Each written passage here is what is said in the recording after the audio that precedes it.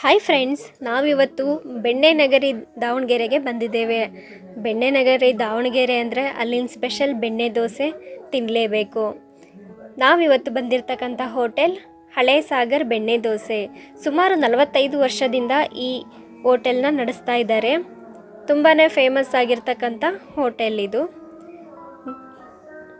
ಖಂಡಿತ ದಾವಣಗೆರೆಗೆ ಬಂದವರು ಒಂದು ದೋಸೆನಾತು ತಿನ್ನಲೇಬೇಕು, ಅದರಲ್ಲೂ ಬೆಣ್ಣೆ ದೋಸೆ ತಿನ್ನಲೇಬೇಕು. ನೋಡಿ, ಇಲ್ಲಿ ಕಟ್ಟಿಗೆ ಒಲೆಯಲ್ಲಿ ದೋಸೆನ ಮಾಡ್ತಾ ಇದ್ದಾರೆ. ಇವರು ಸುಮಾರು 30 ವರ್ಷದಿಂದ ಇದೇ ಹೋಟೆಲಲ್ಲಿ ಕೆಲಸ ಮಾಡ್ತಾ ಇದ್ದಾರೆ. 5 ರಿಂದ 8 ನಿಮಿಷದೊಳಗಾಗಿ ನಮಗೆ ಬಿಸಿ ಬಿಸಿ ಬೆಣ್ಣೆ ದೋಸೆನ ರೆಡಿ ಮಾಡಿ ಕೊಡ್ತಾರೆ. ನೋಡ್ತಾ ಇರ್ಬೋದು, ಬೆಣ್ಣೆನ ಹಾಕ್ಬಿಟ್ಟು ಬರೀ ಬೆಣ್ಣೆ ಕರಗಿಸ್ಬಿಟ್ಟೆ ದೋಸೆನ ಮಾಡ್ತಾ ಇದ್ದಾರೆ. ಈ ಹೋಟೆಲ್ ಬಂದ್ಬಿಟ್ಟು ಜಯದೇವ್ ಸರ್ಕಲ್ ಹತ್ತಿರ ಇರ್ತಕ್ಕಂಥ ಹಳೆ ಸಾಗರ್ ಬೆಣ್ಣೆ ದೋಸೆ.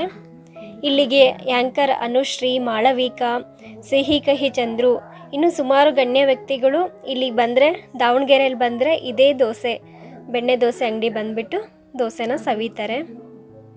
ನೋಡ್ತಾ ಇರ್ಬೋದು, ಒಂದು ಸೈಡ್ ತಿರುಗಿಸ್ಬಿಟ್ಟು ಮತ್ತೆ ಸ್ಪೆಷಲ್ಲಾಗಿ ಇನ್ನೂ ಸ್ವಲ್ಪ ಬೆಣ್ಣೆನ ಹಾಕಿಬಿಟ್ಟು ದೋಸೆನ ರೆಡಿ ಮಾಡ್ತಾ ಇದ್ದಾರೆ.